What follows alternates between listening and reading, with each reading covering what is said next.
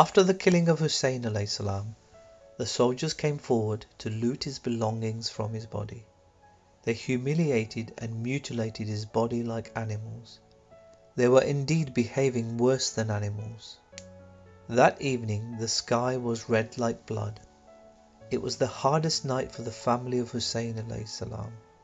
In the emptiness of the desert, they faced the darkness and loneliness of the night. The army marched towards the women and the children and looted whatever was in the tents.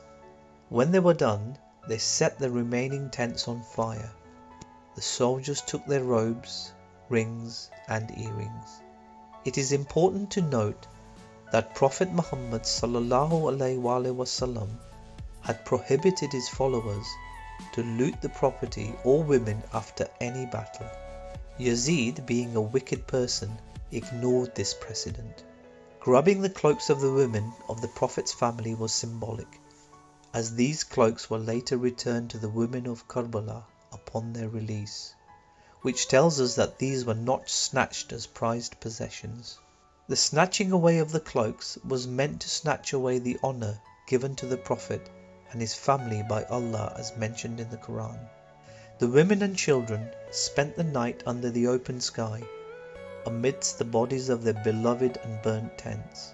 The enemies captured and chained Ali Zain al-Abideen, the last surviving son of Husayn alayhi salam, who fell severely ill in Karbala and could barely move. Umar ibn Sa'd ordered the burial of his soldiers and left the bodies of Husayn alayhi salam and his followers to be trampled by horses, another horrific act that was forbidden in Islam.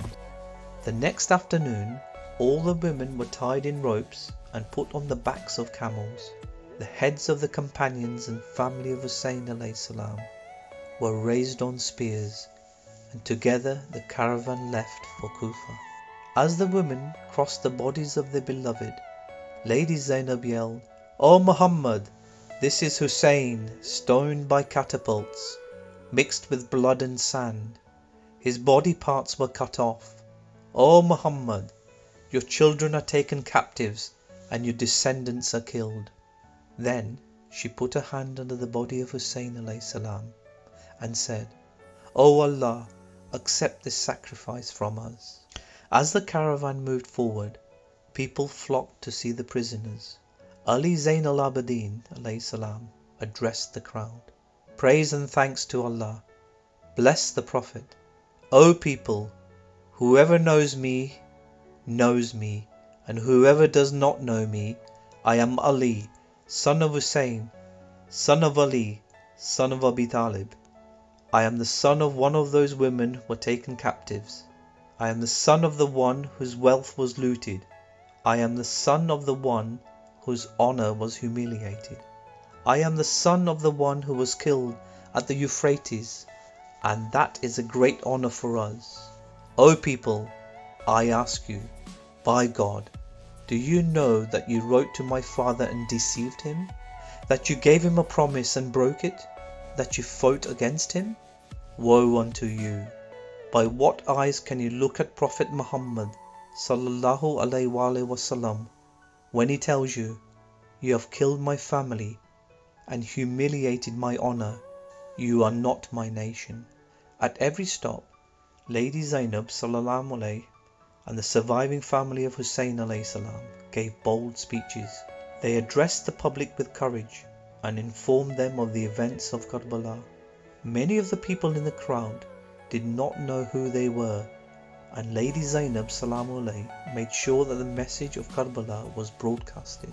As people began to learn about the events of Karbala, there were many skirmishes amongst the crowd and the soldiers along the way. Thus began an even more harsh journey for the family of Husayn alayhi salam, who were then paraded and taken through different cities to be presented in Damascus in front of Yazid. The prisoners and the heads of the fallen martyrs were brought to Yazid in a very lavish ceremony. As the head of Husayn alayhi salam was presented to Yazid, he was amused and said, "Oh, how I wish my ancestors were alive today to see how I have revenged the battles of Badr and Uhud. This signifies that Yazid had killed Husayn alayhi salam for vengeance. The bold speeches given by the fourth Imam and Lady Zainab salamu alayhi, in spite of all the pain and suffering, shows that Yazid was not able to break the spirit of the children of Lady Fatima salamu alayhi. Yazid died as useless as he had lived, 3 years after the events of Karbala. The supposed victors of the Battle of Karbala disappeared without a trace in history, whereas the small piece of desert that Husayn alayhi salam and his companions were killed on has become a glorious tomb where millions flock each year to pay their respect to the man who did not bow to an oppressor. The martyrdom of Husayn alayhi salam is observed solemnly all over the world by his followers. We stand up and pay homage to our beloved Imam and say, Labbaik ya Husayn.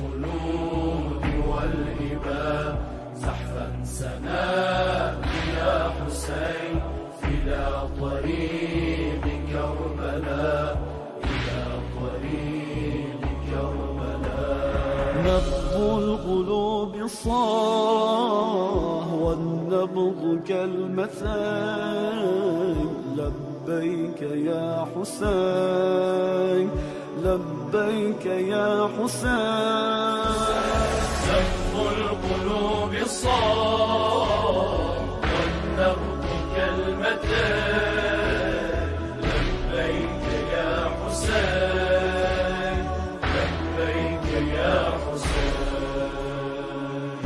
هم که یک سیاهیه همایشی زدین شبم همایشی زدین شبم همراه زینبین اون زائر اربعین شبم زائر اربعین شبم من زنده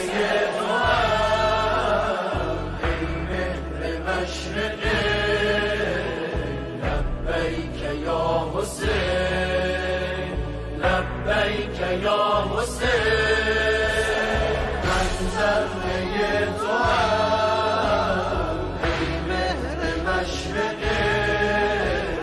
لبیک یا حسین